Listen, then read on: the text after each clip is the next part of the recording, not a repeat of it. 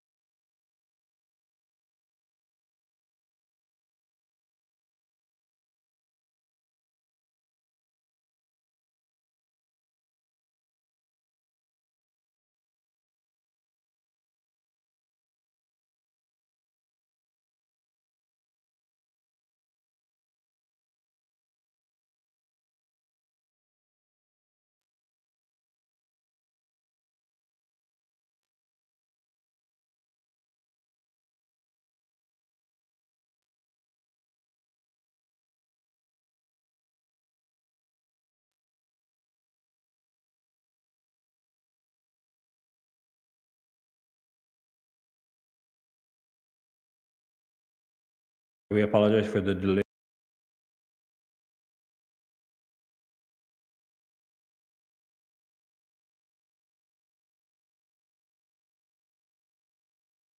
We'll begin. Good morning, everyone present here today, as well as those viewing online. We are live on our YouTube channel.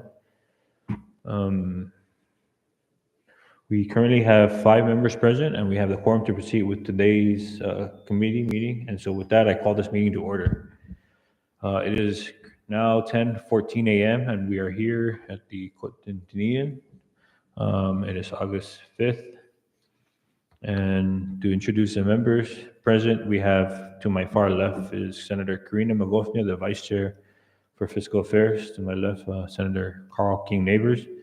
I chair this committee, Donald Magnolia, and joining us online are Senators Selena and Senator Paul.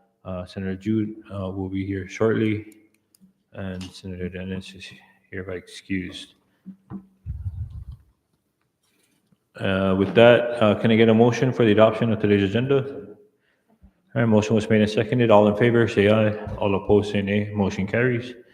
We now, before we open the floor for public comments, I would like to introduce the legislative staff assisting the committee. We have our Sergeant at Arms, Ben Terlahi, our fiscal analyst, Dave Dimapon, our legal counsel, Joe Bermudez, our IT manager, Jonathan Diaz, and our senior legislative aide, Jolyn Duenas-Aguiguan. And so with that, we now move down to the next item on the agenda, which is public comment. Floor is now open.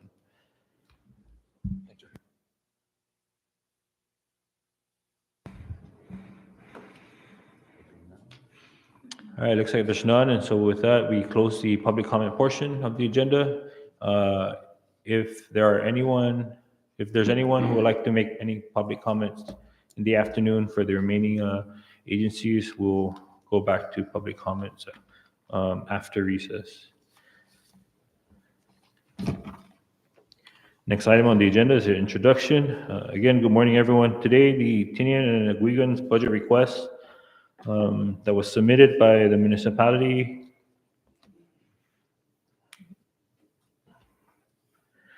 included a request for $12,037,000, and that is to cover 288 FTEs.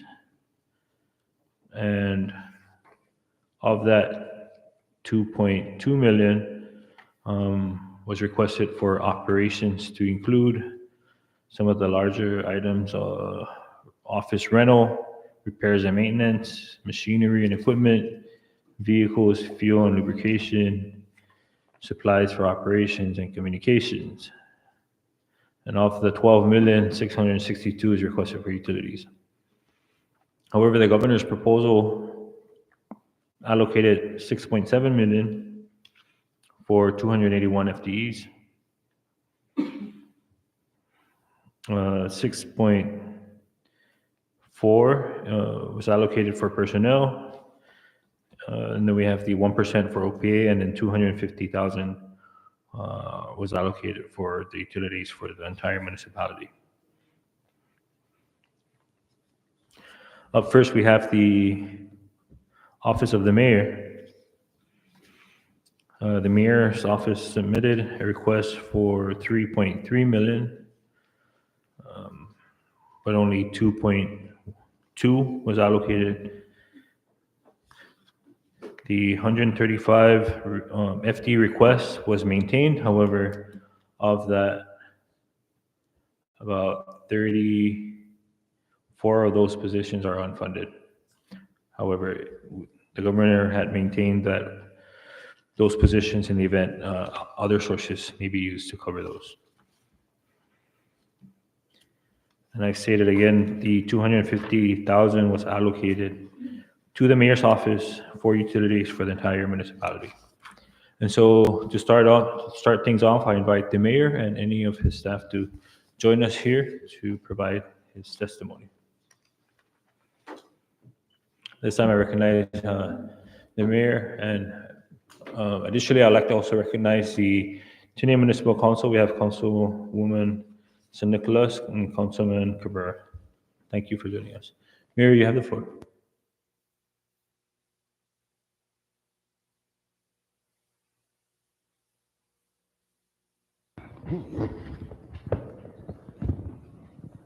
Thank you, Mr. Chairman. And also with me is my Chief of Staff, Mr. Alan Perez. Good morning. Afternoon, Lissalamay Chairman Manglonia, members of the Senate Fiscal Affairs Committee. My name is Edwin P. Audon, and I'm the Mayor of the Municipality of Tinian and Aguiguan. As I fully understand that the cinema's current financial condition, I will focus my comments on the most critical budget issues affecting Tinian and the Mayor's office. I want to start by bringing to your attention our most crucial matter that requires your immediate consideration. The reinstatement of funding for 31 Mayor's Office FTEs. Last year, 21 cinema FTEs were removed from their employment to be funded under Tinian ARPA funds. In the governor's fiscal year 25 budget submission, it failed to fund the 24 FTEs that were removed from the cinema account. Moreover, the governor's submission also zero funded 7 existing FTEs from the mayor's office. Essentially, 31 FTEs will lose their jobs on October 1st if the legislature does not reinstate funding for these positions. How is it fair that out of all the municipalities within the CNMI, Tinian is the only municipality that will have to terminate 31 existing employees? In fact, the FY25 budget reinstates over 60 FTEs funded by ARPA to the Saipan Mayor's Office Cinema account. Why is Tinian not provided with the same consideration? Mind you that in 2024, for this 2024 budget, in our Governance Council meeting, I was being informed that for 2025, all these FTEs around ARPA will be moved back to cinema account. Many of you are probably wondering where we stand regarding the balance of Tinian's ARPA funds. As of today, we have a balance of 525,440. However, remaining balance has been allocated to cover the expenses of the fourth quarter of fiscal year 2024 for payroll, office rentals, van rental, prepaid utilities, professional services, and departmental operating expenses. Any remaining funds will be used for payroll for the mayor's office local staff until funds depleted. I must impress upon this committee that no ARPA or local funds will be available in FY25 to fund 31 FTEs. During the Governor's Council meeting, I stressed to the Governor, Finance, and OMB that we need to reinstate funding for the 31 FTEs as we are seeing an unprecedented increase in activity on Tinian due to DoD buildup. Within the past year, the population of Tinian has increased nearly 25%. With the rise in population and business activity, there is an increased need to have the adequate personnel and funds to enforce the CNMI laws and regulations. This includes the urgent need to protect the CNMI from brown tree snakes and invasive species like the rhino beetle and red ants, which could easily be transported on ships or planes from Guam directly to Tinian. Therefore, ensuring adequate personnel to protect our borders is necessary to safeguard Tinian and the entire CNMI. The FY25 budget proposal essentially reduces Tinian's personal budget by nearly 500,000. But by not reinstating the 24 FTs and Tinian's budget is nearly 1 million less than Rhoda. This makes no sense as all of DoD's construction activity in the cinema is centered on Tinian. How are we expected to enforce the cinema laws, protect our borders, and collect tax revenues when our FTs are being eliminated and we are not provided any funds for operations? While the rest of the cinema is in a state of economic collapse, Tinian is thriving. For example, in FY22, the total BGRT collected in Tinian was 1.04 million, and excess taxes were 63,000. Total taxes collected in FY22 on Tinian were 1.8. In FY23, total BGRT more than doubled to 2.56 million, and excess taxes increased 10 times to 661K. Total collected in fiscal year 23 were 3.88 million. As of July 31, 2024, the total BGRT collected is 6.9 million, and the excess tax collected in just 10 months is 1.6 million. Total taxes collected for this fiscal year to date are over 9.4 million, and this doesn't include the 600,000 paid by Nova in Saipan. I point out these tax collections over the past years because the activity on Tinian is providing the financial lifeline for the Sinamay government at a time when all other taxes are decreasing. The Department of Finance may not have accurately projected the taxes stemming from the DoD build-up. A revised projection that aligns more closely with the actual activity of DoD could potentially yield millions of dollars in additional tax revenue. These funds could then be utilized to not only reinstate Tinian's currently unfunded FTEs, but also to provide essential funding to crucial operating expenses and other vital services such as 25% retirement, utilities, medical referral, or GHLI. As I stated last year during the budget hearing, we need to work together to collect all of the fees and taxes that should be levied on DoD projects to include developers tax. With over 1 billion in projected DoD projects for Tinian, we stand to collect millions of dollars in developers tax every year from DoD build-up on Tinian. And if we can amend the developers tax law to allow more flexibility, this can be an immediate funding source for Tinian and the Sinimay. Following my testimony this afternoon, my resident department heads will highlight their department's challenges this fiscal year. But before they address their concerns, I would like to highlight some critical issues that I hope this committee will address. First, I ask this committee to adequately fund the personnel for DPS and DFEMS, as both departments were underfunded this fiscal year. In the governor's budget submission for fiscal year 2025, both departments are funded at 87.5% or 70 hours. However, we know that DPS works 84 hours and Defense works 96 hours per pay period, which is their base pay. Not properly funding this department puts the entire municipality in a deficit from day one, preventing office and other departments from reprogramming personnel lapses to supplement our operations. Second, I'd like to ask this committee to fund under DCCA a Tinian NAP FTE.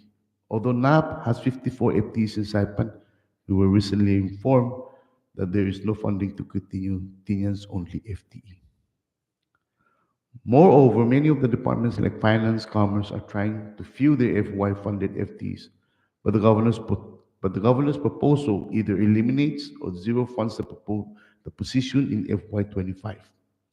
We need to maintain all of the FY24 FTEs in the FY25 budget to ensure that individuals hired within the past months have continued employment in FY25.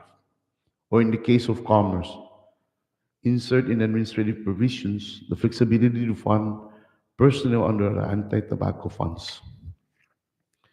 Third, I would like this committee to fund the necessary personnel under DPW for solid waste.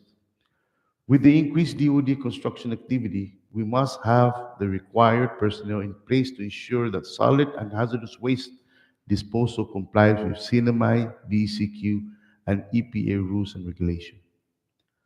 Although I understand this committee's challenges in passing a balanced budget for FY25, we must remember that the 8 departments are line departments under the executive branch. And although Amendment 25 grants the mayors the authority to manage the department in Tinian and Rhoda, the duty to fund the departments rests with the legislature and the executive branch.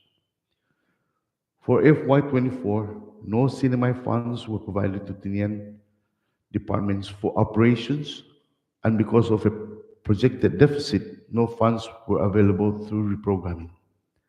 As a result, the resident department heads used revolving funds for their most essential expenses and were instructed to seek assistance from their secretaries. When their secretaries or the administration did not assist, they sought financial assistance from the mayor's office through our ARPA funds. And when we could not assist, we experienced power outages at the Aging Center, OPM, and the Department of Labor. Although the Saipan offices eventually assist with processing purchase orders for utilities, we still had to wait for processing of the payments through Munis. In the case of the Department of Labor, it took over 5 weeks for finance to process a $300 payment to CUC. During that time, Department of Labor in Tinian had no power or communications. And just last week, the aging once again, had a power outage because of a delay to process the payment to CUC. These are just few examples of the administrative problems we face trying to serve our people when decision-making authority is not delegated to the municipalities. And the solution is very simple. Reinstate the Empress Fund accounts to the Department of Finance in Tinian and Rhoda, so in the event of an emergency, we can immediately address our problems. Chairman Manglone and members of this committee, you cannot understand the frustration I experience daily trying to keep the lights on and provide the most basic services to our people. I think what we should learn from FY24 budget is that a similar budget in FY25, in the absence of ARPA funds, will not work. Let's correct this budget now before we pass a budget that we know will not work. A budget without essential personnel and operating funds will only create more confusion and inefficiency in our already challenged system. Finally, I would like to conclude my testimony by simply reading Article 3, Section 17C of the CNMI Constitution that states, public services shall be provided on an equitable basis to the citizens of the Commonwealth. If we truly believe that we are one Commonwealth, then we should all be treated equally. So let's start today and pass a fair and equitable budget. Thank you for your time, and I'm available to answer any questions or concerns you may have. Thank you, Mayor, for your testimony this morning, and thank you for shedding light on, I guess, the taxes that were collected in the second senatorial district. And this is something that we will verify with finance if this was included in the projections. However, this is, seeing as how the projections are similar to last year, this may not have been included. And so as soon as the Secretary of Finance gets back to work, she's out sick right now, we'll verify these numbers.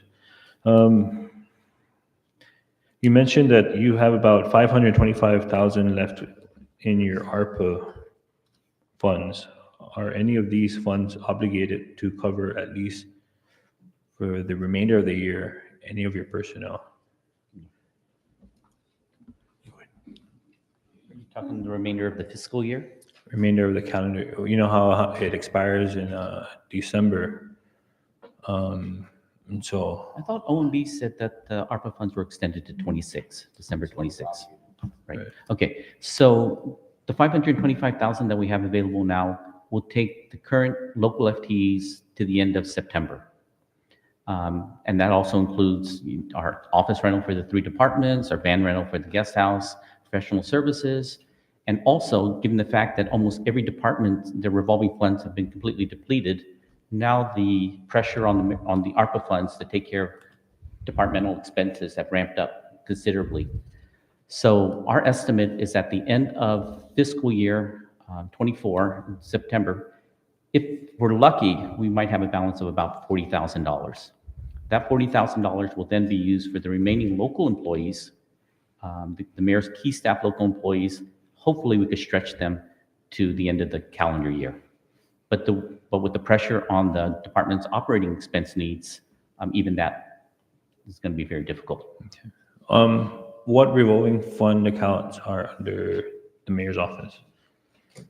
So the biggest one, of course, is the anti-tobacco. And that's why in the mayor's comments, if they could insert some flexibility within the anti-tobacco, we might be able to solve some of our problems. But just recently, we tested it with the Department of Commerce in terms of trying to fund one of their FTEs under the anti-tobacco, and they kicked it back because they said that in FY24, personnel wasn't included in that. So that's one reason why we wanted to take a look at that. Other than that, the hot funds. The issue that we have on the hot funds, obviously, is, there's this question about CNMI statute versus the annual budget. CNMI statute says that all the municipalities get $300,000 a year. The annual budget is based upon availability of funds. As we know, currently, we're getting about $7,000 a month versus the $25,000 a month. It was $300,000 was prorated. And, that was one of the issues that we would ask the Senate and the legislature to look into in terms of the conflict between the two laws. I know that you earmarked MDA in the FY24 budget, but of course that earmark is earmark upon availability of funds. There's nothing in the CNMI statute on hot funds that identifies the availability of funds. So the question is, which takes precedence? The $300,000 that needs to be paid to the municipalities, or the earmark that is going to be paid to MBA. Okay, and how much do you have in the anti-tobacco fund? So currently in our anti-tobacco fund, I think we have in the neighborhood of about 200,000. And have you been able to use that for other expenses? Right now, we are using it for mostly Department of Commerce. So what we've done is we've tried to figure out the flexibility in terms of handling all of their expenses. Now, obviously, we went into the law, and we took a look at the statute, and of course, the purpose of the anti-tobacco has to serve that purpose in terms of promoting anti-tobacco. What we were able to do is we were able to then, a lot of the public programs that we have, that we assist, like the school kids going to tournaments and everything like that, we use that to promote those, rather than what we normally would have used would be either local funds or the ARPA money. So the answer to that is yes. But seeing as how the limitations on the restrictions on those accounts were suspended, have you been able to try using it for other expenses? I'm not aware of the suspension. We've suspended all restrictions on all revolving accounts for the entire For their CNMI uses? for the current fiscal year. Yes, Well, it's in the provisions within the budget. all right, but so I guess we have to communicate with OMB, because like, for example, we just last week tried to do personal action using the anti-tobacco funds for commerce. We were instructed that we couldn't use those funds. So maybe If not personnel, but operations. Oh, without question. Right. Definitely with operations. We try to use that in any possible way. Okay, so within the current fiscal year, how much have you used from that source? Or in other words, what was your balance at the beginning of the year? And you're saying now there's about 200. So how much have you used? So just before the House sessions, right? So the FY24 budget says that Tinian and anti-tobacco and Tinian Rhoda gets 54,000. So we were estimating our expenses accordingly. And then all of a sudden, there was a large transfer in. Not sure where it came from, about 160,000. So we were just made aware of that last month. So prior to that, all our expenditures were being focused on a $54,000 balance. Okay. But now that we have those funds available, we are internally, we're restructuring to figure out how we could use those funds and cover a lot more areas, especially the ones that we help out with the school programs and a lot of the activities from the youth activities. Okay. Are you familiar with any other challenges from any of the other agencies in regards to being able to use their revolving fund accounts for other purposes, aside from what the statute intended for those funds? So here on Tinian, we only have 4 departments that have revolving funds, and they're so small. So most of them, in fact, like for example, Commerce is used solely for utilities. Fire, they're probably using it for their utilities and fuel. Motor vehicles, again, for their utilities. And then the last one you have is DPW. DPW is using it a lot for their fuel and their parts and stuff like that. And then when DLNR comes up, they're going to tell you how they're being challenged in terms of even accessing their revolving fund, which unfortunately they haven't had access to it this fiscal year. Okay. But I think to answer your question, Chairman, is the amount of funds that we have in our revolving funds are so small that most of them use it for utilities first and then fuel and maybe communications. Okay.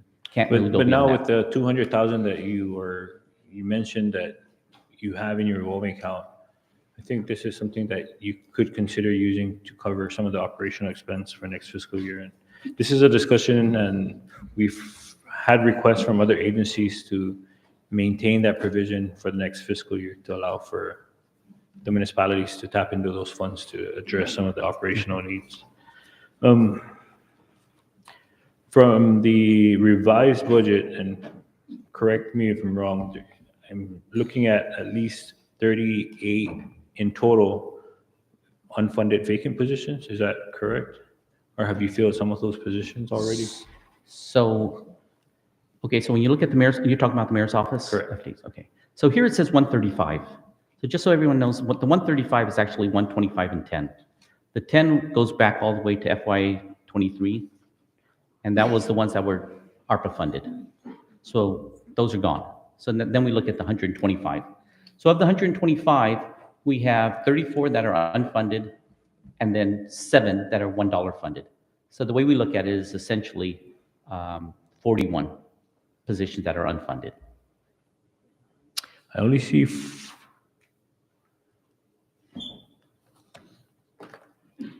4 that are dollar funded aside from the 34.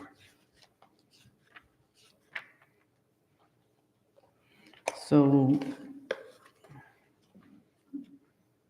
we have, under the budget submission, the revised budget submission, we have 34 unfunded vacant positions.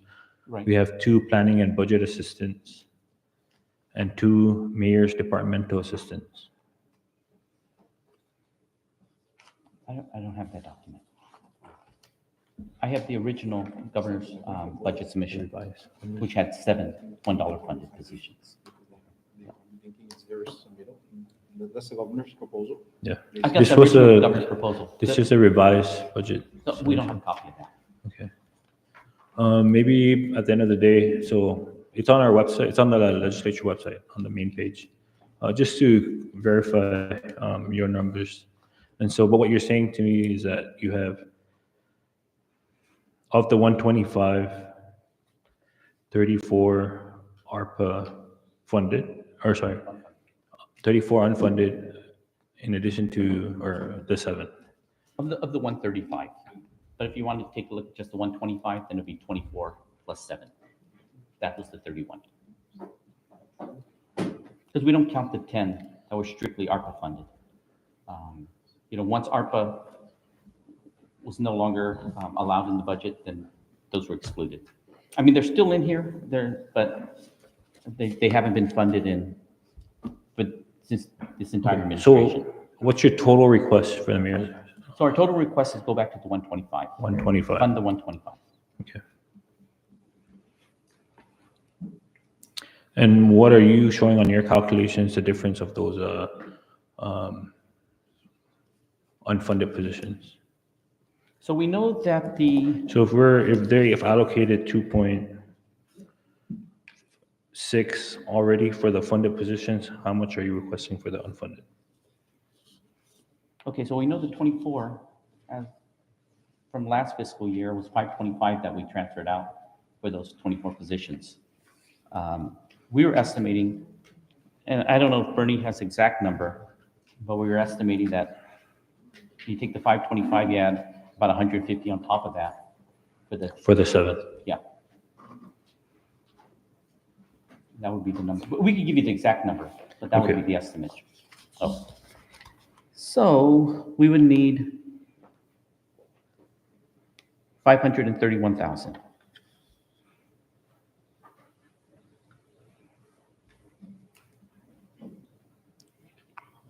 Sorry, you said you need 531,000? You said you need Yep. 24, you need 525 for the 34. So the 7 would be 150, correct?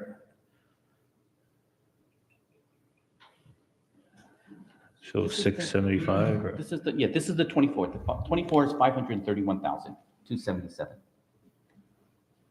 And we can give you a copy of that sheet. And then this, okay, that one's, okay. Out of the 7. And then, so then the 7, We fill in already, we filled out in of the some. 7, we fill in already 3 on March 11. They're already working for the Cinnamon. And then the 4 is right now at OPM, we are on process. So I think what we could do is we could provide a worksheet this afternoon to you to identify if all of the positions were funded, what Okay. that number would be. okay. I'll show the difference. But, yeah, if you can compare it against the revised budget submission. So would it be safe to say that of your, at least for your operational expenses, your requests of 414,200 from the revolving fund could be used to address some of these? Yeah, if Okay. if we have the flexibility in the law that allows that. Sure. Right.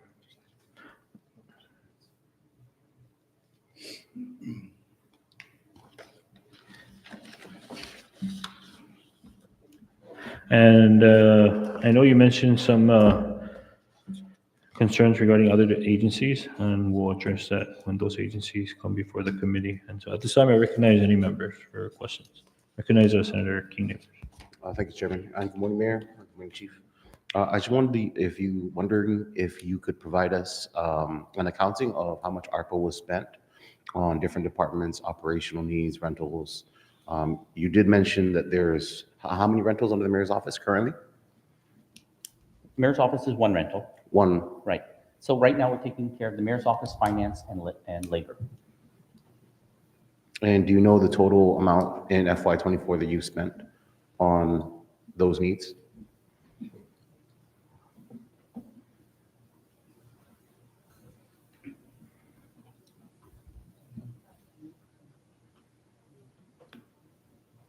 So for that'll be 136,800 we'll pay for the rental in FY24 for those 3 departments. Okay. And then what is the total for the vehicle rentals? Okay, so we pay 2,400 a month for the vehicle rentals for 2 vans for the guest house. Uh-huh. And that would be 28,800. Okay.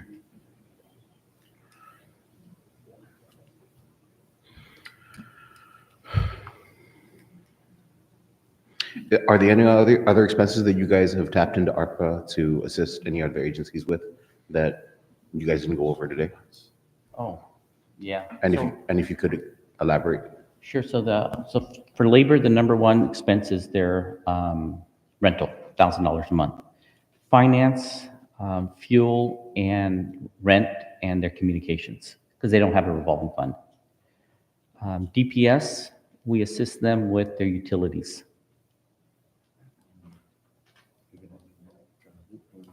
Yeah, and then every now and then travel for when they had to take somebody arrested to the Saipan.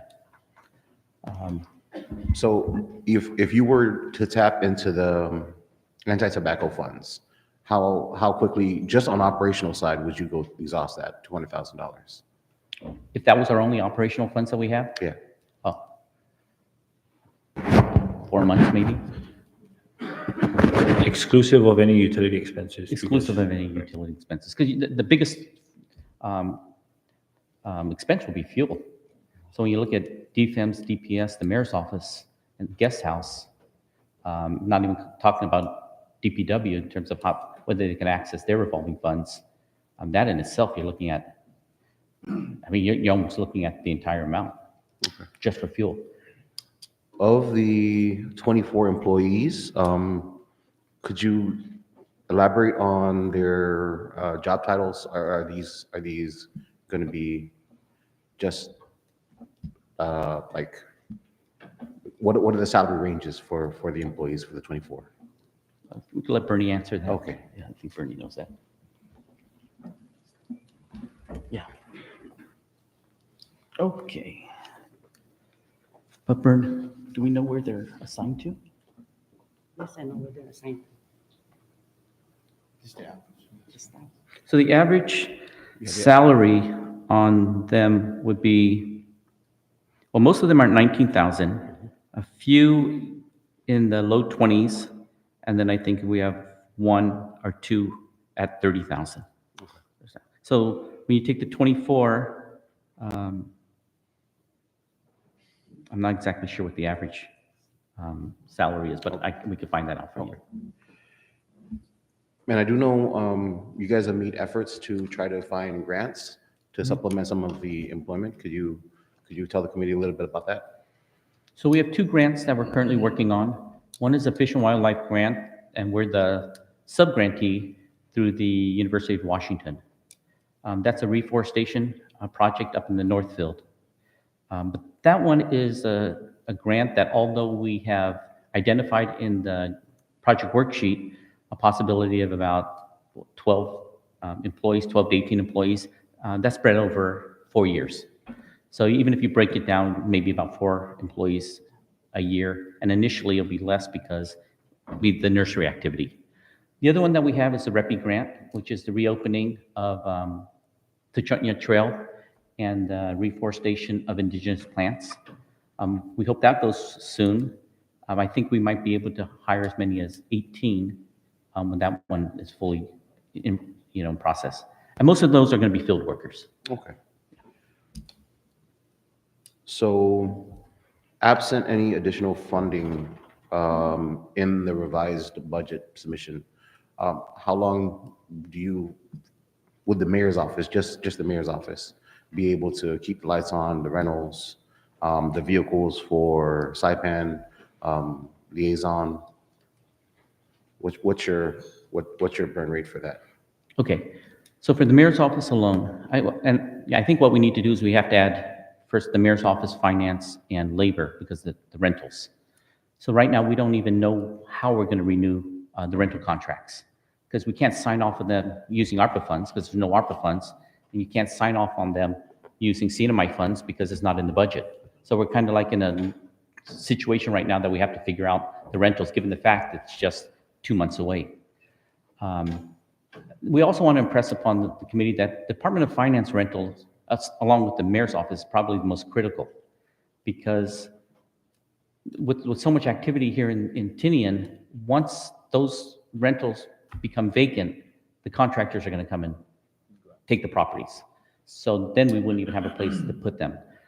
Department of Finance is specifically put in that location. We're lucky that they won the bid because they have backup power, they have backup water, typhoon proof and everything like that. So we learned through Typhoon U2, finance is so critical, you need to get them back up as soon as possible. U2, we weren't able to do it. Now we have a situation. So what we've done is we prioritized finance to make sure that we could cover their rent. At $2,400 a month, that's going to be a big issue. But to answer your question, how long will we last without any outside funding? A couple months probably at the best.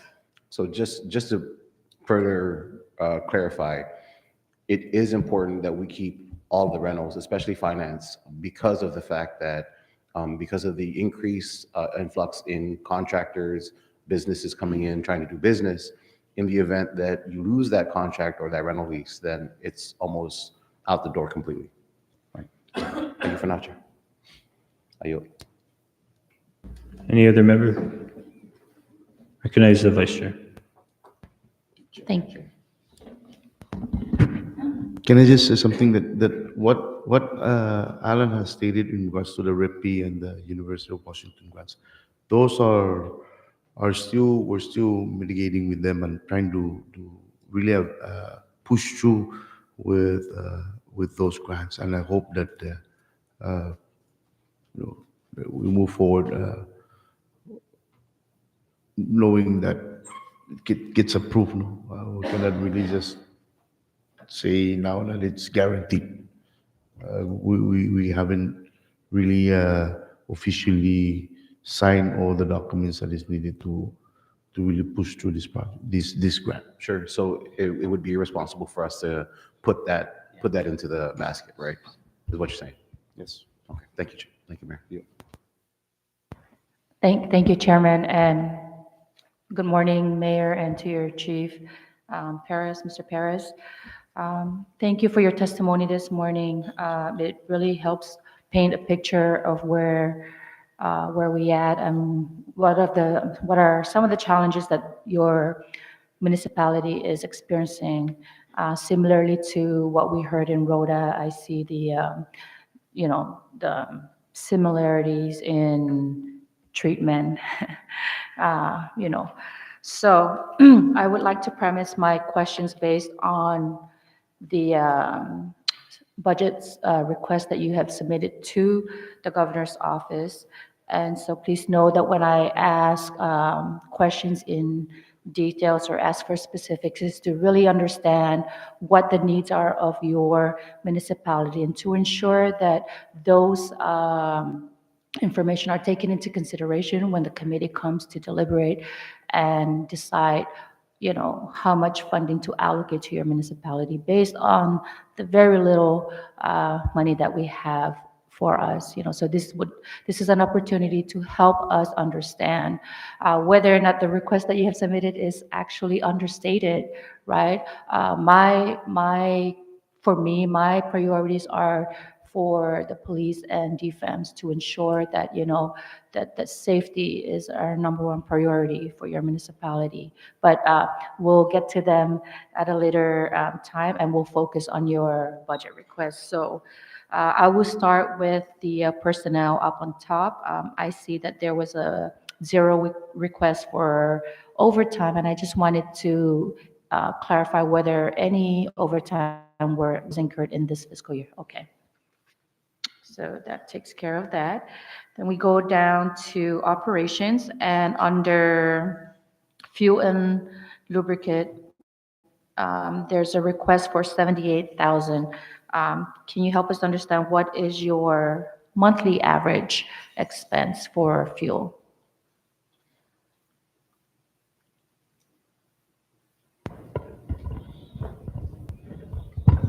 So I think to answer that question, you have to go back and take a look at the mayor's responsibility and all the divisions that we have, which are many. But in general, we spend about $6,000 to $7,000 a month in fuel, just the mayor's office alone. Okay. And some of that's sectioned off for the guest house. Okay. If I'm not mistaken, the guest house is about 1,500 or 2,000 of Okay. that per month.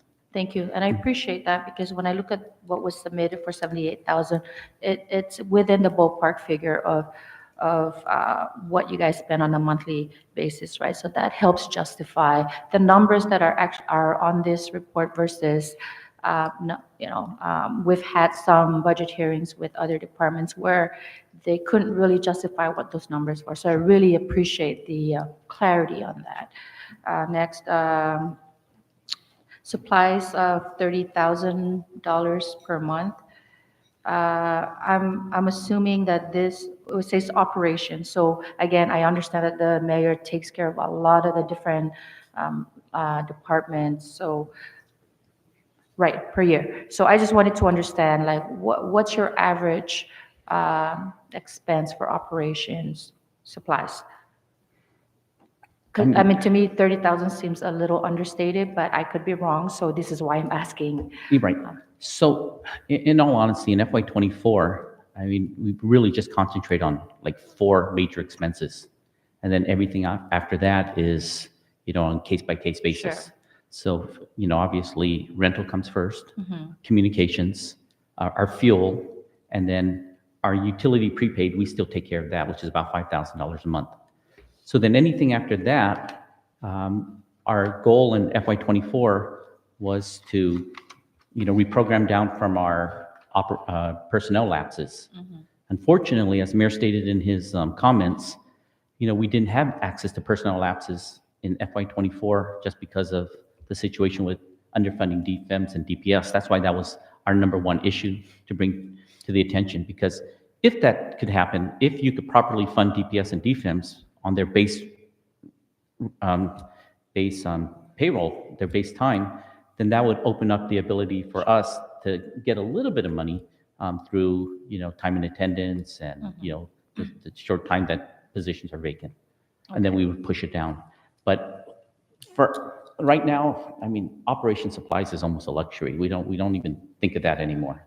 I mean, we're just trying to keep the lights on, keep our phones on, and make sure that we have a place to stay, and then we figure it out from that point on a case-by-case basis. And then, of course, internally, we try and figure out the best way that we could move money around. If there's a way to take care of some of the ground operation accounts under our MBA hot funds, then we'll make the shift.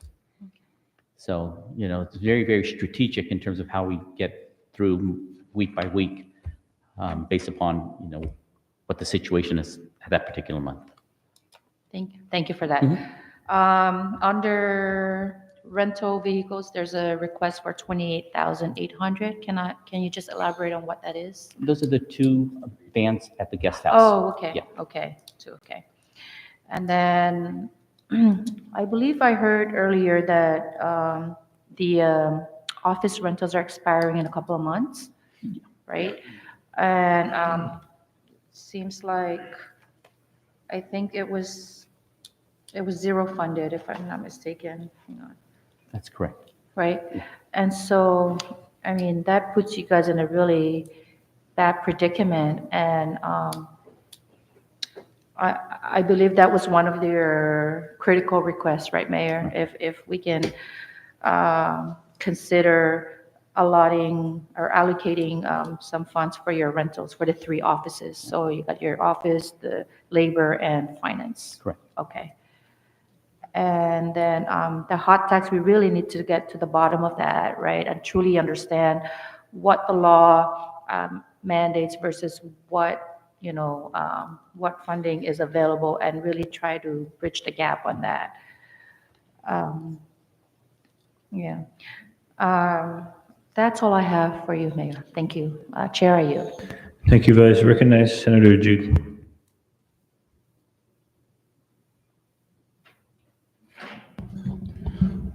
Good morning, everyone. Mr. Mayor and your respective RDHs. Good morning, and to your key staff, to the public. Thank you for joining the committee this morning. I also want to recognize the chairman of the Gaming Commission, Mr. Tony Boer. Thanks for joining us, and the former Senator Joe de la Cruz. So just maybe more, since the other members have asked about budgetary allocation for the municipality, primarily the mayor's office, I want to focus my questions on really the day-to-day operations and the request. Last week, again, it's disturbing to see that, we have an issue with the power situation here on Tinian. And then the mayor mentioned earlier about Department of Labor, and I have often hear about this reinstituting of the Impress Fund for more hands-on, and the municipality taking care of the prepaid meters or for the government agencies. I want to begin my question with regards to that. Mr. Perez, how much have we requested as far as how many times have we reached out to the line agencies, the executive branch department, to really process this through so that we don't get cut off? I mean, how much communications, emails? I think this is important. And Mr. Chairman, I have to say this again and go on record for the viewing public. This is why it's important to invite finance and OMB, the budget hearings for the Senate, because we can entertain our agencies here, Prewa, Guinea, and Rutas and Saipan, but they always refer to the processing at Department of Finance. And that's the frustration that the municipality is going through, is they send in the requests, and I think I heard several months or several weeks for them to respond to process a payment, which could have been done quickly if the Impress funds were instituted on the islands. So again, I'm going to impress that we need to invite finance and OMB to join us in these sessions, in these hearings, because they're the ones who really is the bottleneck in determining whether or not we pay our bills on time to our vendors. And sounding I'm a little bit piping up because I'm passionate, and it's true that they are the bottleneck. So, Mr. Chairman, I want to hear from Mr. Perez because he gets basically everything, all the agencies' requests on Tinian on how to follow these through. Well, what is the standard operating procedure we've been deploying over the last 10 months here, or 8 months, as far as payment of a $300 power bill that takes 3 months? Okay, so starting FY '24, you have to realize that year over year from the previous budget, when the municipalities of both Tinian and Rhoda had $1 million in operating expense, then it all of a sudden went to zero. So then the 24 FTEs of the mayor's office was shifted over for us to take care of the ARPA in addition to all of the operating expenses. So what we basically did with our directors, our departments, is we said, first things first, use your revolving funds. Now, obviously, at the beginning of the fiscal year, most of them couldn't even access the revolving funds because a lot of the balance weren't even transferred from J.D. Edwards into Munis. So we had to take over the burden on that. Then what happened is when they started to access the revolving funds, we found out how small the revolving funds were. So it was only enough to take care of their most basic expenses. So what we did was we told them, use your revolving funds to take care of the prepaid meters. Now, the ones that are on account, the non-prepaid meters, there's really nothing we can do about that at this particular point in time. So then after they run out of their revolving funds, they were instructed to reach out to their secretaries because they are line departments, and technically the responsibility to fund these departments doesn't fall on the mayor. Now, the mayor's office, we completely took that on ourselves. We didn't reach out for assistance on that, but all of the line departments, the 8 departments, we told them, talk to your secretaries and ask for assistance. So when you said, our communications, well, our communications are tremendous. I mean, every single issue that we have, we put it in writing, we send the letters out. The situation that you're saying about the impress funds, we've been battling that situation for the longest time, and it only makes sense. Back during the J.D. Edwards times, Tinian and Rhoda both had impress funds. And in the event there was a problem, then we could take some of the money that's still in the account, use it for an emergency, and then ratify the situation thereafter. Without that, we have no means to affect how payments are made. So so for example, with the utilities, these utilities were actually, the purchase orders were done by the Saipan counterparts. So for example, the aging was done by aging Saipan. Now the problem is getting it out of Treasury for it to be paid, because CUC is not going to turn on the power prepaid meter until it's paid. So those are the problems.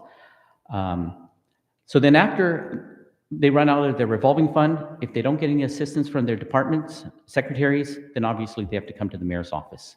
And then that's when it becomes really difficult, because now we're battling against the 24 FTEs that were pushed over. So, and then you just see the money flow out so much faster, because as I said initially, when you're trying to absorb a $1 million operating budget, you just can't zero someone out and expect, so what we do is we try and tap the hot funds, we try and tap the anti-tobacco funds, or whatever's going to happen. The problem that we're looking at in FY '25 is none of that's going to apply, right? So when you talk about FY '25 and you talk about, local funds, aside from the hot funds, which still about $7,000 a month is what's averaged the last couple of months, that's not even enough to take care of our ground maintenance on the tourist sites. So then what are you going to do when you don't have any ARPA left, which we won't have any ARPA left? And we stated in every one of our testimonies, we put in every one of our letters, this is exactly the amount of money that we have. Now, if finance disagrees with that, I don't know what I'm going to be able to say about that, but we know exactly down to the penny how much money we have in ARPA, and it's allocated down to the last penny too. So in FY '25, there is no flex out there in terms of how we're going to be able to shift money around for these key expenses like rental, communications, utilities, and fuel. Thank you, Mr. Perez. So with regards to the revolving funds, I know that the other agencies are going to probably, we're going to be asking these questions again. Primarily maybe I should just withhold my question until the agency comes up, because, that's more, because sometimes we see an access to running numbers. Primarily, I'm going to give you an example. The LNR Fish and Wildlife Gaming Fund was May 2023, about 116,000. Then Mr. Dave Dimapan, our fiscal analyst, just gave us back a recent one. It's only like $65. So we need to find out where, all these monies have been funded to. We want to ask the appropriate agency if they got services with regards to that, because really, technically, it's allocated based on law to each senatorial district. And, since we're in Tinian, I'm focusing on the numbers that they identified. So before I lose my train of thought, so the ask basically is to reinstate it's about 600,000 for the 25 FTEs for the municipality. So the 24 FTEs was 531, Okay. and then the others in our thing. So I have to take a look at your Sure. revised budget. So we're thinking about for the extra 7. Like I said, I can get you the numbers this afternoon. Yeah, and I'm gonna jump ahead again. And I will ask this later, but I'm gonna encourage all the agencies, including the mayor's office. I think somebody mentioned about notice person action in motion right now that are not necessarily reflective of the numbers that are being represented when the budget was submitted. So I encourage that we monitor those papers and we insert it in real time, because we don't want to effectuate an OPA and report to work, and then next fiscal year it was not funded, and that's something that is very important. Because OMB is coming up with a letter saying that there's no guarantee that individual is going to remain employed because of budget situation, but that's the executive branch telling. And now this is the portal. This is the process of which we need to know those things so that we can insert it into the budget, so that we make sure that whether it's mayor's office or Department of Finance or Department of Lands and Naturals or anybody, announced, especially if OPM qualifies that this thing is good to go. There's a candidate, and OMB signs off on a budget. What do you call this? A funding for it. I think I highly encourage that we make sure we place that in before we pass an actual Senate version. So when you talk to the department, you're going to find out that I think every single one of them have had issues trying to process personal actions. So in FY24, they all had funded FTEs. They just had difficulty, and you could ask them individually, how long has their actions been processed or delayed. Problem is then when OMB puts together the budget call, in February, then some of these positions aren't filled, so then they zero it out. But according to the law, we have all the way to the end of the fiscal year to fill it. Okay. So that was an issue. And, we kept going back. And I'm glad saying you mentioned that. Yeah, the law is very clear. The funding's there. So we there's should be no able to- 3 months probation. No? If it's available, okay.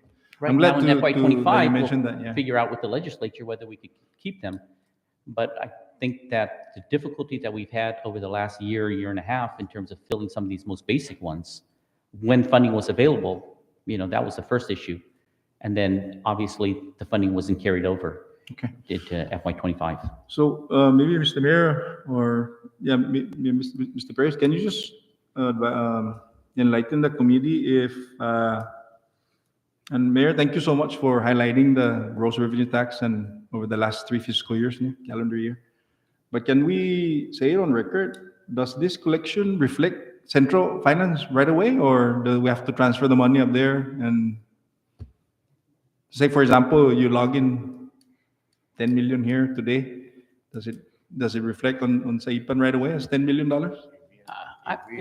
So daily, Yeah. in real time, right? Right. So I assume they have it. So I think that unaudited number sans the previous fiscal year, that unaudited number is actually in real time. That's actual collection. What's happening, in our community. Oh, that's real time. Those are actual numbers that we've collected here. I think the issue is, if the revenue projection for 25 was based on historical data, And, when you just take the last 3 months of FY '24, after after the governor's second submission, obviously that increase cannot be in the budget projection. So what we're saying is that, and even us, right? We know the projects that are going on here, and we also know the projects that are about ready to start, the Flora project, right? So how do you budget those in? And all we're saying is take a second look at that, because even when we look at the numbers, we're surprised, to go from, 1.8 million 2 years ago to 10 million in 10 months of this year. And if everything continues at the rate it's going, we might get 12 million this year. Now and there's no way that the last 6 months could have been factored into that because they haven't even happened yet. So that's all we're saying. Extrapolate that out and see what those numbers are. Okay. And to add on to that, Senator, this is just starting. The project is not even fully moving forward. They haven't even paved Northfield. They haven't even paid for phase 3 for the aprons, and those are big numbers that are gonna be popping up in purchasing some of these things and importing more so of this the materials that they need to bring in. Also, so even during our when the governor amended the budget, and I asked the Secretary of Finance and OMB if they did the projections for 2024 with the actual build-up right now. They told me no. So then I asked, how about for next fiscal, this 2025? They said no. And when you look at how much money? 10 million? How much cushion? We always we do our due diligence and we want to be like he said. The governor said he wanted to be safe than to be sorry. That's fine, but 10 million? Yes. All we're asking is 1 million, or for that matter, 700,000. Thank you, Mr. Mayor and Mr. Perez. I'm gonna yield to the other members, Mr. Chairman. I wish to have another round with the municipality if the time is allotted. Thank you, Senator Jude. I recognize Senator King Davis. Thank you, Chair. Mayor and Chief, you guys mentioned that DPS was funded at 70 hours. They're working 84, and DFEMS is at 96. And because of that variant in or underfunded hours, it affected the other agency's ability to reprogram. How immediate was that freeze on the reprogramming after the budget took place in September? So after the '24 budget was passed, let's take the mayor's office as an example. We had our 101 FTEs, right? Internally, obviously, we don't have any money, so we would let a couple positions go unhired or unfilled for the first quarter. And it wasn't until February when we tried reprogramming that I was given the projected lapses for the entire municipality. So DFEMS comes out and they're at about a negative 400,000 projected, which then limits the reprogramming for the entire municipality. So in FY '24, there was only one reprogramming that was ever done, and that was by DCCA. How they got it through, I don't know, but then after that, they weren't able to get any reprogrammings through after that.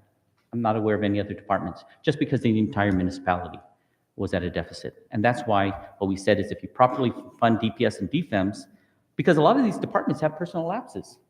And a lot of the reason is because they couldn't get their personal actions through.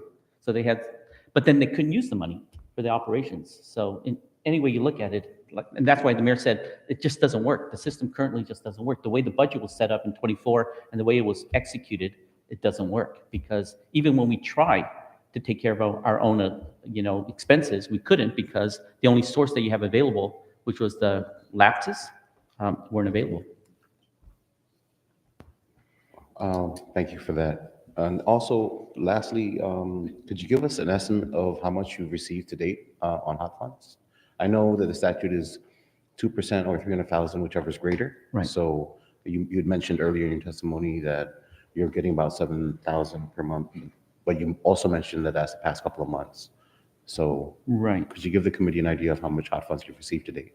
I actually do have the exact number. I don't have it with me right now. But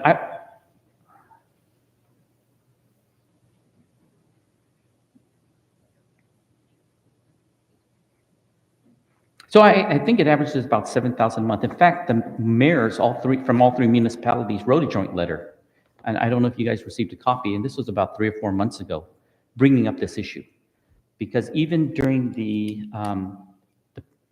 meeting before the governor's council meeting, we brought up that issue and said, how are we going to resolve the hot funds when the statute says we're getting 300? So what we asked is the administration if they would just prorate it at $25,000 a month, because that's what eventually it would make it easier. Because come September, somebody's going to have to pay each of the municipalities a lot of money. And if not, then you would violate that statute. So I don't know how that works with the legislature. And just to remind the committee and the viewing public, what are these hot funds used for? Oh, so these hot funds are used for ground maintenance for the tour sites, and that in itself is about $5,000 to $6,000 a month. And then our festivals. True, MBA does assist partly on the festivals, but because of the hot funds going down so much, their assistance is a lot less. So those are what the hot funds are primarily used for, basically tourism promotion. Thank you for that. I hear Chair. Thank you, Senator King Neighbor. Recognize Senator Jude. Just while I thank you, Chairman Carl, for mentioning that, because as you were saying that, Mr. Barris and Mr. Mayor, we had a meeting with MBA budget hearing, and they gave a different projection and different calculation as to how much they're really gonna for the fiscal year. And the administration was at least $3 or $4 million less. So we had asked. So after that, we had finance, and although it's for their operations and for their budget for the year, some of the members of the Senate committee couldn't help but to ask a question on the entire budgetary projection for FY20. And they seem to have a disconnect as far as the projection. So then I asked this question to Mr. Concepcion: is finance remitting the money consistently to MBA? And he said yes. And they no more than 30 days. So just to kind of give Mayor Odon the NOGU out. That yes, the money is being remitted for this fiscal year. So, I know, Mr. Concepcion is the head. So he's bound by following that the HOT mandate, and I encourage the municipality or whoever you're asking to request the transfer of funds to continue doing that. And I'm sure that we're going to be having another segment of budget hearing for the totality of the fiscal year 2023 or 2025. Thank you. I know you're back. So just to be clear, MBA, they're fantastic partners. And, the more fund given to MBA, the more they assist in our festivals. So, and obviously less. The issue that we have at hand is not, obviously it's not to pull from MBA, because we know that they're severely underfunded. All we're saying is that there is a statute out there. The statute says that we're allowed X amount of dollars, and then we just wanted to bring it to the attention of the legislature and the I'm administration. agreeing with you. Right. I'm just saying that they need to, if everybody is, cross their responsibility and in the midst of all these, challenges, and because it appears that there's a major disconnect with the way we're treating Tinian with regards to funneling of funds. Now we're talking about HOT and the pressure that you guys have to, that we have to fulfill here, whether it's the signature events, the maintenance, especially now with the weather. So we're gonna be continuing. We have to continue saying this. So it's gonna get here. It's gonna get there, and I hope that they do transfer it They do, as soon as, right. as practical. Thank you. I believe the hot funds are transferred to all the municipalities at the same time, and they do transfer it on a monthly basis. Thank you, Senator Jude. I recognize Vice Chair. Thank you, Chair. I just have some follow-up questions. So is the hot tax for Tinian current, or are there any monies owed to Tinian? So it's our understanding that, the law says 2% or 300,000, whichever is greater, right? So I'm guessing that they're doing the 2%.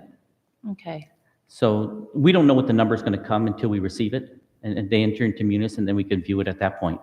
Our only issue is that eventually, at the end of the fiscal year, which is next month, we should have been given 300,000, sure. right, according to the statute. We don't, and that's going to require a very large payment in September. Okay. So that was our issue. But from the way that they're giving it to the municipalities, yeah, we receive it So on you've the been budget. receiving your Yes. allotment Yes. monthly? Mhm. And I'm asking because when we had MVA in, they did tell us that the finance was behind, I think, 1 month, if I'm not mistaken. So if Saipan is behind, I'm wondering if Tinian is behind. So we received our June. I don't think we Okay. received July yet, but yeah, I think it's within like 30 days, Okay. and they'll finally transfer the money. And Okay. And do you know how much you received in 2023 for hot tax? No, I think it was suspended. Was the hot funds suspended in the 23 budget? Yeah, Okay. so 0. Okay, so 0. And then going back to a statement earlier with regards to the revolving fund accounts, I believe you said that initially it wasn't available, and then it wasn't until later when you guys had access to it. I wanted to know if you guys experienced the same issues that both Saipan and Rhoda experienced, where the fund balances were different. So what they see in their system versus what Saipan sees. Yeah, so definitely. I mean, it's tricky because when you look at Munis and you look at the entry, some of the descriptions are not very descriptive. So how much you're going to get, when you're going to get it, what it was particularly for, absolutely. So DLNR, when we meet up with DLNR, I think they'll be extensive in their personal calculation versus J.D. Edward calculation versus Munis versus even to the point they haven't even accessed their funds yet. So yeah, there's still a lot of discrepancies and difficulties getting access to So the would you say funds. the variances are material amount or? Well, given the fact that the amounts are very, very small, I guess it's going to be how you define material. But Well, I'm defining material as, because was it DFEMS or DPS that told us that one day they saw 400,000 and the next day it was 4,000. Obviously, that's very material. So I'm trying to gauge or understand if Tinian was experiencing the same thing and whether this is, a one-off on their end, or no, it's definitely are not a all one-off. municipalities experiencing the same at the thing? beginning of the fiscal year, or even the time when Munis happened, and all the way to the time when they were doing the transfer of the J.D. Edward balances, yeah, those would happen a lot. I mean, I remember one time I told the mayor that we got like $11 million in our account, and we're like, wow, it's Christmas early, and then you turn around and it's gone. Okay, so do you and guys that- reconcile on your, what you have on your end versus what Saipan has, and then try to identify what the discrepancies are? Unfortunately, with the revolving fund, we've never been able to do that. I mean, Okay. everything's controlled at the Department of Finance. We don't know, how much those funds are going to be. Maybe some of the departments might have internal ledgers. Okay, that's Right. kind of where I was going, whether or not you guys track it independently. That way, whatever discrepancies you see between the two balances, right, you could always justify your Sure. end versus what they have. And so we just need to understand what's causing those issues and really resolve it, because you cannot operate your department and not be dependent on what the balances are. Your whole budget is planned around what you think you're going to have in those accounts. So it's very important that we identify what the root cause is and try to resolve that issue. If it's an IT thing, let's fix it. I agree, Yeah. definitely. Okay. That's all I have, Chair. Thank you. Thank you, Vice Mayor. Senator Magumyat. This year we were struggling with how to purchase equipment for and repair maintenance for DPW equipment. And then the director came to me and said all of a sudden he has over 100,000 when we were scrambling how to assist him because he is really already almost depleting his revolving fund. And these revolving funds are specific, and we're trying to talk to procurement on how to help out from building code to equipments. Then all of a sudden, he had like $110,000. He didn't even know where this money come from. But then we did the verifications, and that's from for your money for this year. How did it come about? I'm still not getting to the bottom of that one, but I'm pretty sure you get something like that, you don't really ask question. You spend the money because you need that money to fund critical equipments that are being used at that particular department. And that's where I was going with that, right? It creates a lot of frustration on the departments because when you already have things planned or obligated or encumbered, it really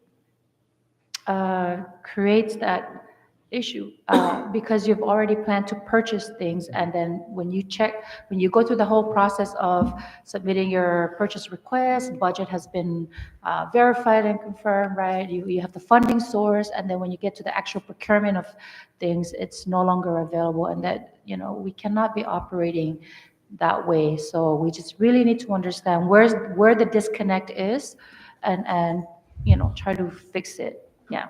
So thank you, Chair. Thank you, Vice. I'll do the closing, so I'll go ahead and yield to other members, and so. Yeah, just lastly, so you spoke briefly about the $200,000 in the anti-tobacco, and then now we're talking about 100-something thousand in DPW. So are you confident that 200,000 is going to stay in the account, or is there a possibility that next week that might not be there?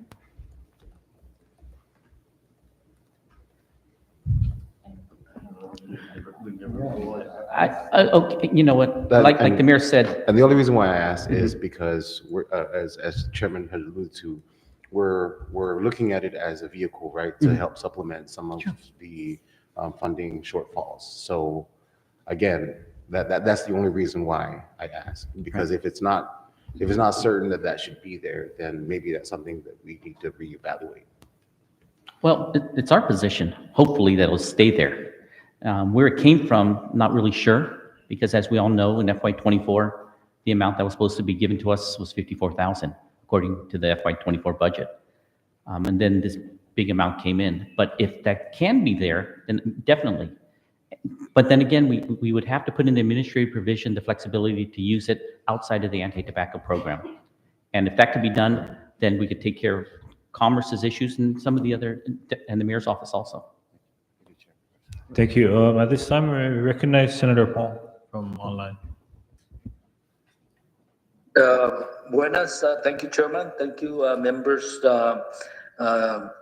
Respeto para Jota Mayor, no Mayor, no Masyaman Aguiguan, no wasi auto members mani kingog no live, no masasaw na og inig ikolan Zoom na meeting na ja ine kingog siya sitwasyon gano gi slata Tinian.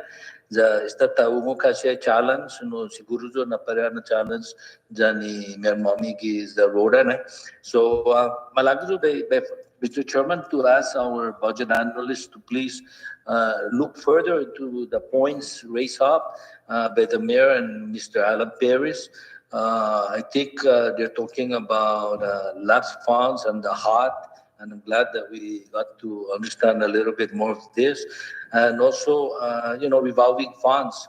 And, Mayor, we understand everyone, the whole cinema is challenged with this. But I want to ask Mr. Chairman, our budget analysts tried to look at these points that were raised so that it can assist us when we sit down to look at the numbers, gives us opportunity to evaluate este mono ni sinya no ta panado da za loque it will be helpful na no mer como natungo e finance mono siya na esta sa sacrifice mona za ito na tagagaw siya judo no este banda na repair maintenance and capital improvement project tatang faneno na temano na isinya ta usa na funding po ajuda hit gizota no repair costs and no maintenance costs given the CIP ni bitin na siya ta estira sa lapeta waktu gano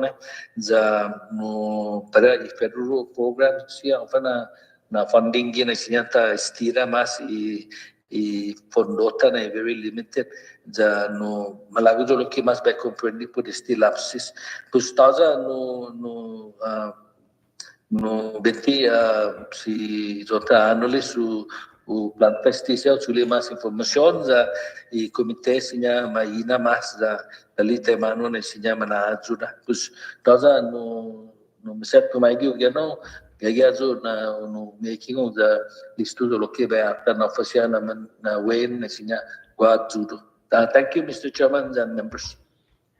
Thank you, Senator Paul. Thank you, Senator Paul. In closing, just a couple of clarification.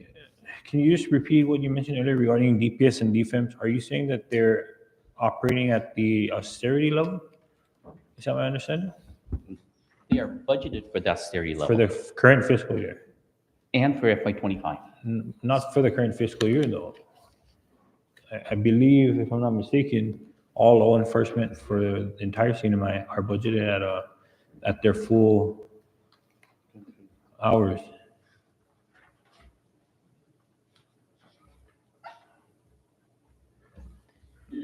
Just wanted to confirm it, because from what I'm hearing earlier, it sounded like they were on austerity. Well, let's take, for example, DPS. In FY24, their total personal budget was $834,000. In FY25, it's $834,000. So it's the same number, but if in the FY25 worksheets, they're budgeted at 87.5%, which is 70 hours. So I think my understanding is that they were budgeted at 70 hours in FY24. I could go back and look at the worksheets, but because otherwise, how would we get into such a deep deficit from day one if they weren't budgeted at a lower amount? Yeah. We'll when we get your report this afternoon, I'll have our fiscal analyst look over it again. But from my understanding, that was one of the when we were discussing how we were to apply the additional 2-hour cut at the start of or prior to the submission or passage of the budget. It was the understanding that all law enforcement, including those in the other agencies like ABTC, Fish and Wildlife, they would be budgeted at 100%. Sometimes the deficit occur because of the miscalculation of benefits. That's one of the things we've seen.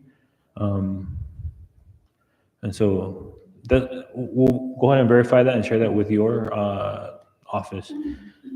In addition, the only advice I can give in the meantime in regards to any revolving fund account is start requesting for fund certification, which is the most important part of assuring that what you are seeing or what finance has on their system is accurate, and they're the ones that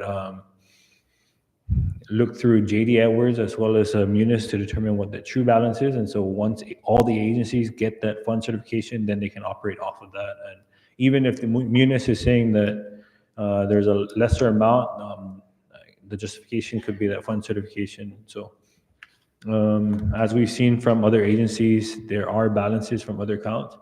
And this is where I brought up, I think Ms. Perez was there during Ms. Remy Moffness's confirmation hearing, and that some of the main agencies under the executive branch are responsible for some of the revolving accounts that have sub-accounts for the municipalities. And so it's just a communication between those main agencies to transfer the monies out.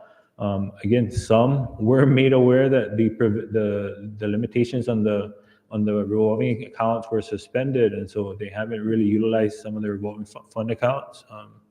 And so that's another avenue that could be explored in terms of using some of the monies there. And then going back to your concern regarding some of the utilities that are covered by maybe federal grants.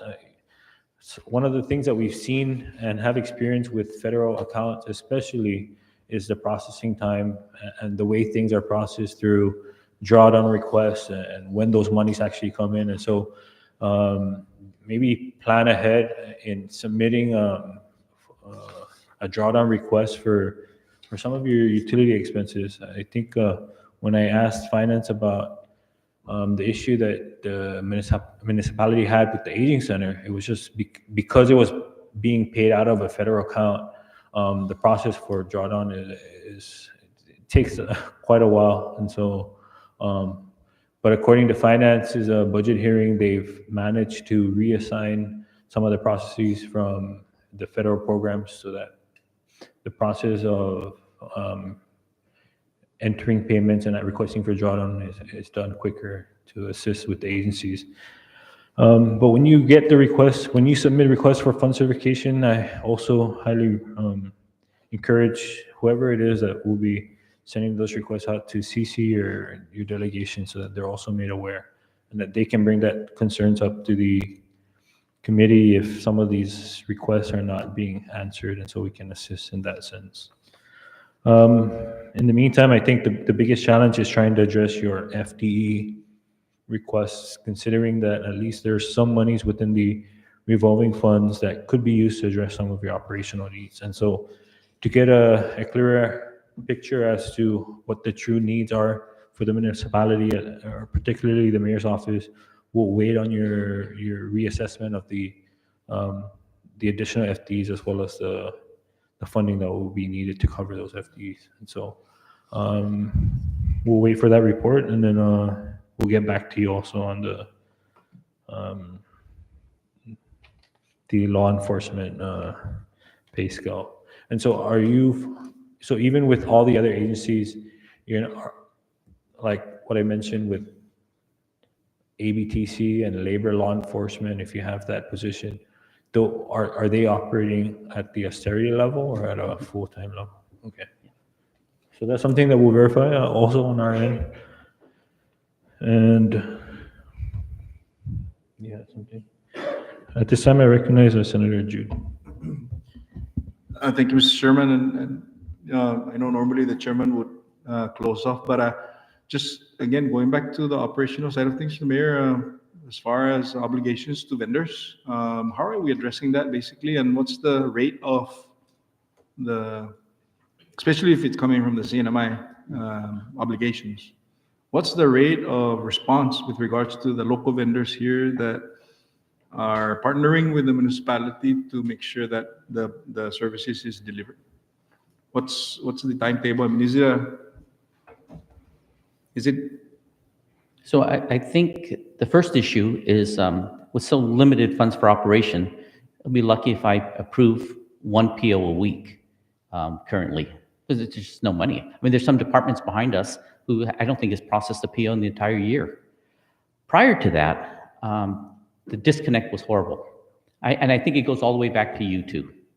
And it got so bad that the local vendors, the distrust for getting paid out of Finance Central in a timely manner was actually, and we brought it up in a previous budget hearing, that come the next major typhoon or whatever, there's going to be a big problem because a lot of the sole source providers on Tinian, they don't trust the payment to come out in time. So that's going to be an issue. And that's why for the longest time we've come back and said, give funds in advance for emergencies and reestablish the impressed account. So in the event that we have an emergency, like for example, fuel here is prepaid. So they're not going to take a purchase order. You literally have to bring in a check. And then same thing with CUC, right? So these are ones that have to be paid in advance. You don't pay in advance, and if you're going to process it through the Munis system to get the check cut in Saipan, to get sent over here to pay the gas station. If there's any disconnect or if there's an emergency, search and rescue from DPS, then what are you going to do? They come and run to the mayor's office, but given the fact that the ARPA is going to be running out at the end of this calendar year, we don't have a backup for that. Okay, so the reason why I asked that because I wanted to kind of go back to like what you said previous time, that we need to have some sort of a safety net with regards to responding to unforeseen emergencies and all that, like especially for the weather, right? Storms and all that. But So, Senator, our argument works. I mean, the fact that the old system, they're still Department of Finance employees, right? They're still state employees. Rhoda had an Impress account. We have one here. The director was delegated authority to sign off on the checks. So the system's in place. It has no municipal component to it. It could still be, even through the munis, you would just basically take. What's the running number? Sorry to interject, because I know that we're running. But what's the in the past? Mhm. Okay, so in the past, it would be anywhere from like 20 to 40,000 for a transfer of funds. Then we'd work down that amount, and then they would replenish it in order for us to pay our expenses. And that's only, of course, for the Tinian vendors. Saipan would be paid by Saipan Finance. So it was working then? Oh, it was working, and it allowed us that in the event of an emergency, that we could respond. And so, for example, best case is the utilities. So we cut a check here, walk it down to CUC, turn the power back on.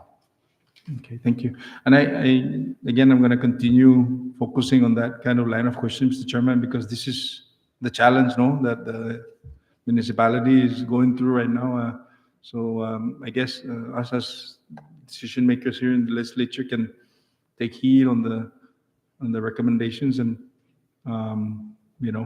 allow some decentralization in terms of a little bit of a response time, especially for critical response that's needed. Thank you, and I yield back. Thank you. Thank you, Senator Jude. We'll go ahead and close off. I know we'll expect some of the reports today, and so if there's anything we miss, please feel free to share with the members when we meet again this afternoon. Other than that, thank you again for your time, Chief of Staff and the Mayor. If there's anything you'd like to close with, I'll offer you this opportunity. Thank you, Mr. Chairman and members. Again, I cannot reiterate stronger than to implore on your vote to please reinstate the employees back. Give us some operational for the entire municipality. That's the bottom line for me. Thank you. Thank you. Thank you, Mayor. Thank you again, Mr. Perez. At this time, we'll take a 5-minute recess to allow the council to get settled. Short recess.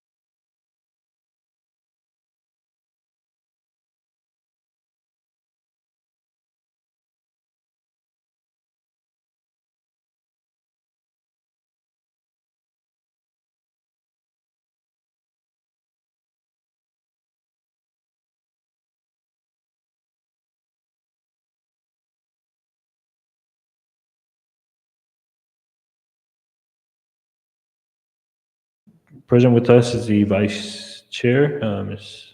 or Councilwoman Anne Marie Nicholas, and the Secretary, Councilman Esteban Cabrera. Thank you for joining us this morning. The Municipal Council submitted a request of 188,000 for 7 FTEs.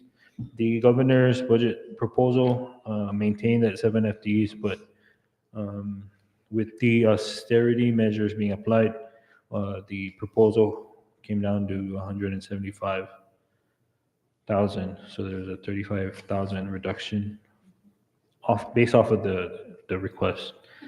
The council also submitted a minimal request for operations totaling 42,000 to include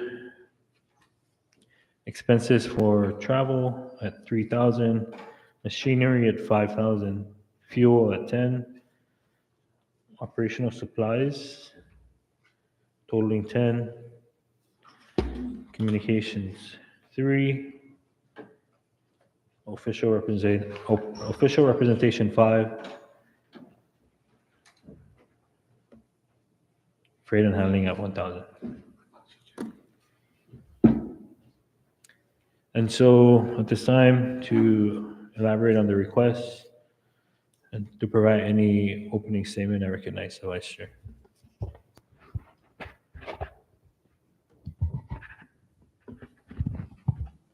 Good morning, Chairman Magdonia and esteemed members of the Senate Standing Committee on Fiscal Affairs. For the record, my name is Ana Maria Nicolas, and I serve as the chairperson for the 19th Tinian Municipal Council. Here with me today is Secretary Sen FA Budget. Before I proceed, I would like to apologize on behalf of our chairman and of course our director. I'm sorry they're sick today. I appreciate the opportunity to testify today regarding the fiscal year 2025 budget submission for the 19th Tinian Municipal Council. Thank you for allowing us this platform to present our budget, which reflects our commitment to financial stability while meeting the needs and expectations of our constituents. We are prepared to address any questions you may have to the best of our ability. We eagerly anticipate discussing our priorities and illustrating how this budget aligns with our future goals and objectives. Once again, thank you.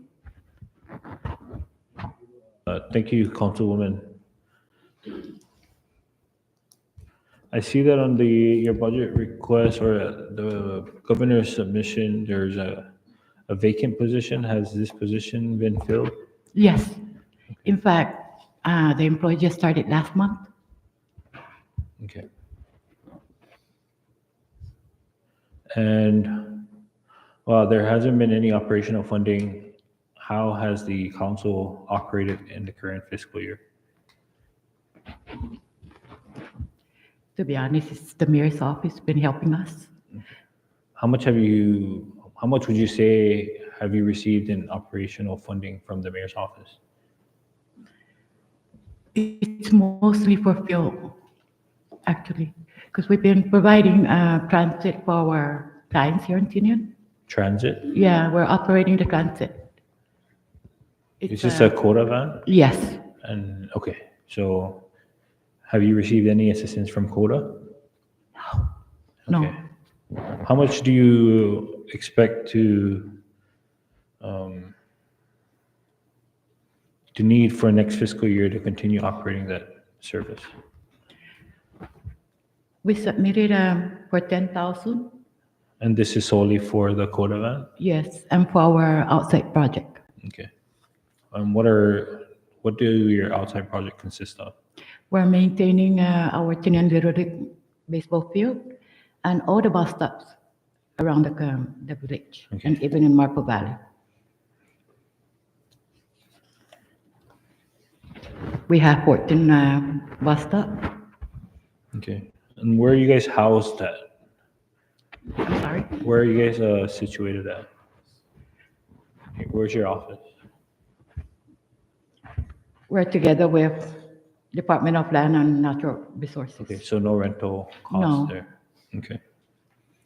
To be honest, they didn't give us any budget, so we had to find Okay. other place.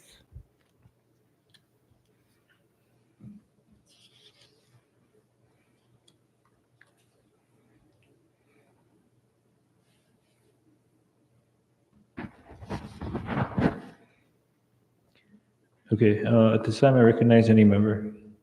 Recognize the vice chair. Thank you, Chair. So you, so you said that the fuel is for the public transit that you guys are provide. Yes, Okay.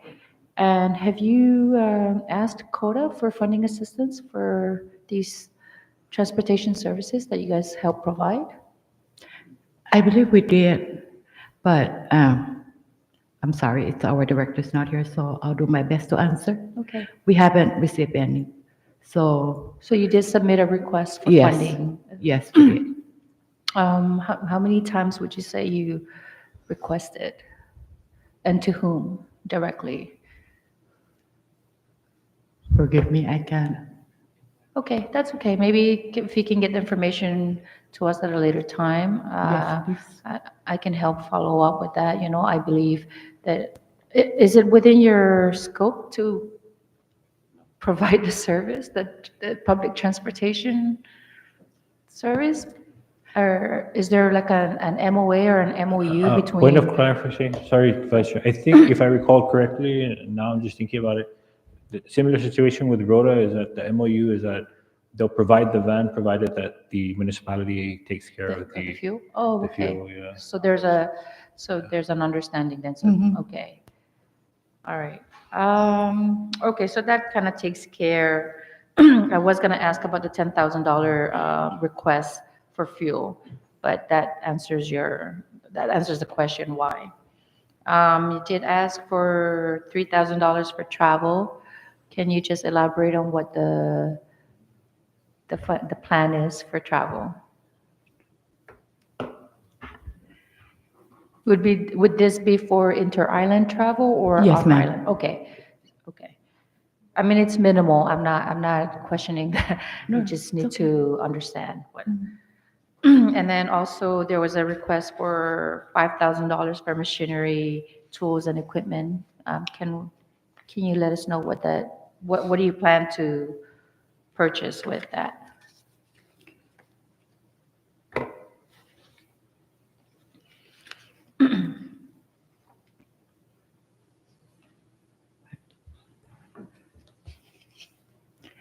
For the money, we will need to purchase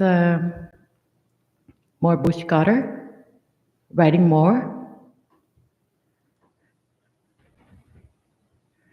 Because right now, we only have one bush cutter, if I'm not mistaken. Okay. We don't have a riding mower, and we're actually gonna use that for our Tinian Little League baseball field. Okay. And so I'm going to go down to the fuel, right? Right now, how many vehicles do you have under municipal council? We only have one. We have one. And so the 10,000 is to, It's mostly for the CODA, for the transit. okay. Previously, we have 11 clients. Now it went up. We have about 15 now. Okay. And I'm just asking because I want to make sure that you have sufficient funding for not just the CODA, right, but also your vehicle and then the bush cutting. I know that the fuel here on Tinian is very expensive. It is. Compared to the Saipan, so I guess what I'm asking is whether or not the 10,000 is sufficient. For now, yes, For ma'am. now. We can make do with the 10 grand. Okay. Thank you for that. And then there's also a request for 5,000 for professional services. Can you tell us what that's for?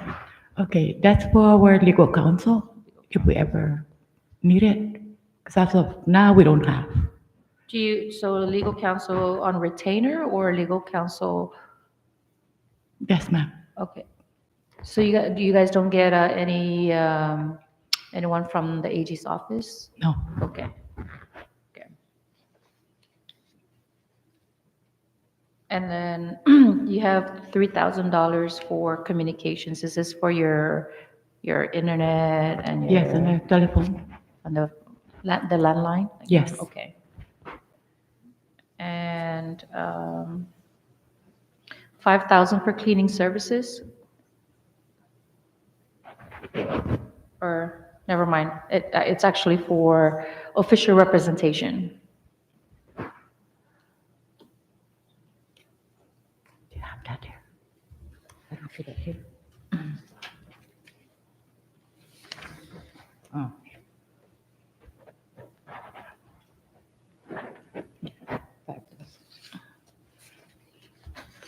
Do you guys plan to host or, I mean, what do. do you guys plan to spend under official representation for? Whenever there's an event, we do share costs with the mayor. Okay. Okay. So at least something for us What, to, how much have you guys spent this year? Under nothing? Yeah. Okay, thank you. And utilities is zero, so I'm just gonna assume that the mayor's office is taking care of your utilities? actually, it's, Oh, they share, okay, okay. And are you guys on prepaid or postpaid? Postpaid, okay. And are you guys, Repair shop is prepaid okay, are you guys current with your utility bills? for the postpaid or for the prepaid? Postpaid, postpaid. No, we have a. You have arrears? Yeah, How much, do you know how much you are, how much is outstanding with CEC? but we're talking about the Tinian building, right?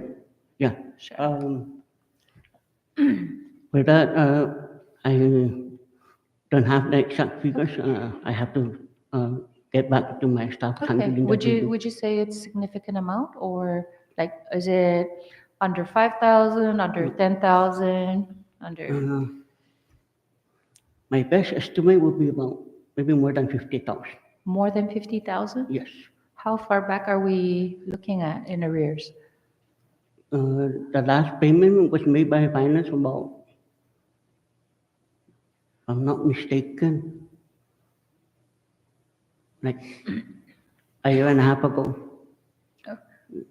So, Okay. if I'm not mistaken. Okay, so about 50,000? Yeah. A little bit over 50,000.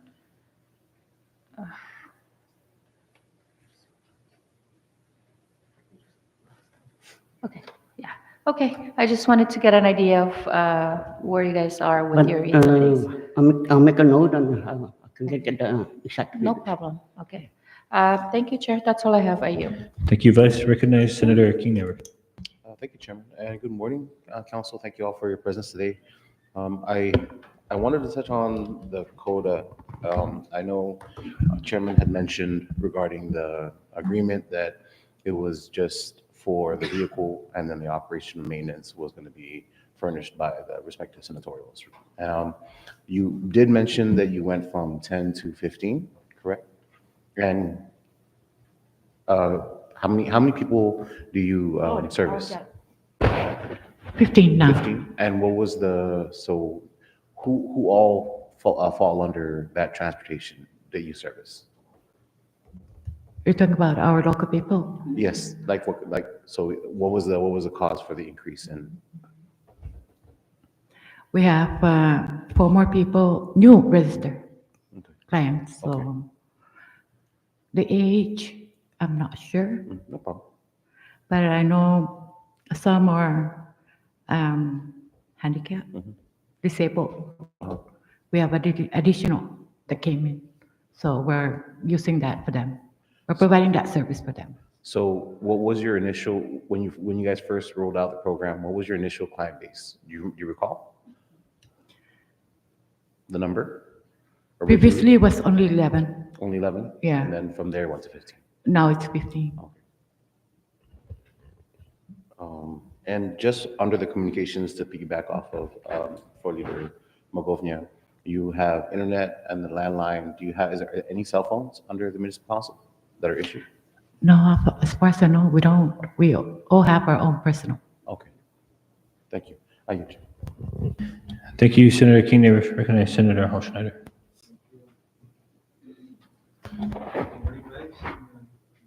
Secretary, just kind of like want to follow-up question from Senator Carl King Neighbors. I'm more ST pre quota service to public transit. No? So you've seen an increase in that request? Yes. And are we operating 7 days a week, or what are the hours of operations? Basically? You're right, it's 7 days a week. For Monday and to Friday, if it's for elderly, we provide. But anything after 4:30, municipal council takes over. The transit. Okay. So what time during the day do we cease response? I'm talking about aging center. No, I'm talking about the Tinian Municipal Council, yes. whenever our client needs the ride. So when it is 6 o'clock in the morning, staff do get up and pick them up. Guys, after 4:30, they go to mass at 5 or 6. Our employees goes out and pick them up and drop them off. Okay, so there's no OT compensation for the employee, no? It's compensatory time, no? No OT. We do flex time. Oh, flex time. Can you explain more, just for the record, how the flex time works? It allows us also, no, as members of the legislature, to maybe recommend a somewhat workable solution with regards to this. I don't want to get ahead of myself here, but like stick compensatory time, because it requires like 90 days if you don't pay them. Right. If they don't use it, you gotta compensate them. So how are we working with this flex time? We have 3 employees who alternates. For example, if you meet 40 hours, no, like per week now is 31. Oh no, not 31. So something like that. Yeah. So 70 hours, right? Right. So before they exceed 8 hours per week, we tell that person to go on leave, and the other takes over. Okay. So there's no accrual of comp time anymore. Is that what it is? Yes. Okay. But if in case one of the staff is sick, then we go ahead and approve for in-house Okay. comp time. No choice. No, you gotta do Yeah. a compensatory. Okay. All right. I think I commend the members and the council members and of course your staff for being very creative, no, and working in the midst and continue to provide the public service with regards to the quota, public transportation, and it's only gonna increase. Right. As indicated earlier with your statement, no, Vice. So I commend the municipal council, the chairman and members and the staff for the services that you guys are doing. Kololonia, Paulo sa Uchan. I know that your staff are going to be very busy with, the maintenance of the bus stops. And also, I'll take note on the request for how to, the fuel, of course, and number 2 is the maintenance, because we really don't want to, we want to make sure that we maintain the quota, because we only have one, no?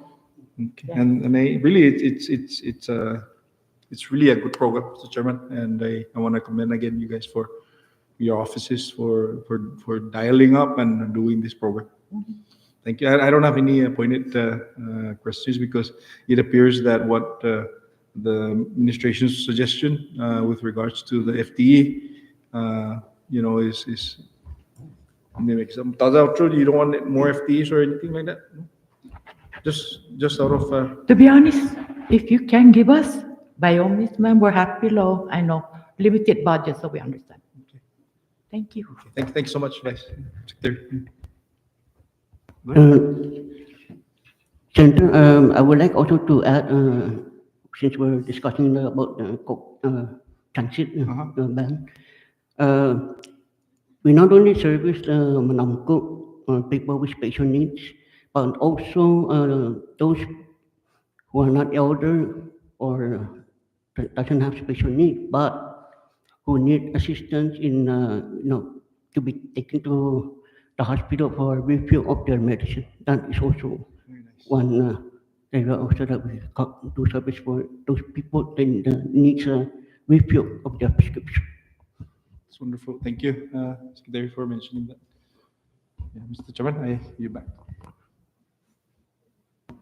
Thank you, Senator Hofschneider. In closing, I think one of the discussion that we've been having and something to consider is, at least for Rhoda, and I see this also in Tinian, how 250,000 was allocated just to the mayor's office. Maybe a consideration to divvy some of that money out, provided that that will relieve some of the pressure on the mayor's office to help fund these agencies, but to also hold the line item agencies responsible for their expenses. Additionally, I know in last year's budget hearing, the local law that allows for the mayor to collect rental car fees, I think, unfortunately, we weren't able to bring this up with the mayor, but if that one has been addressed or if that's being looked into, maybe that could be used as another source of income that could be used to address other areas and assist with stuff like transportation. And so maybe we'll put in the request of the delegation to see if that's something that is being assessed, and if that's something that could be, the mayor could start collecting on those local fees that could be used again as another source of revenue. There's not much, I think, at least for the most part, your personnel, your FTE numbers were maintained, as well as the funding for those positions, provided that the austerity measure was considered. And then your minimal request for operations, I think this is something that is manageable. And so